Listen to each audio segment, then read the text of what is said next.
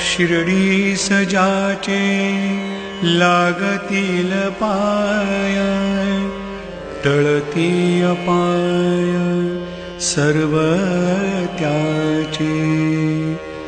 माझ्या समाधीची पायरी चढेल, दुःख हे हरेल सर्व त्याचे।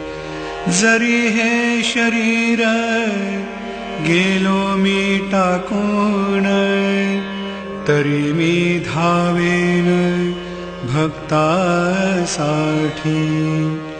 नवसास माझी पावेल समाधी, धरा दृढ बुद्धी माझ्या ठाई।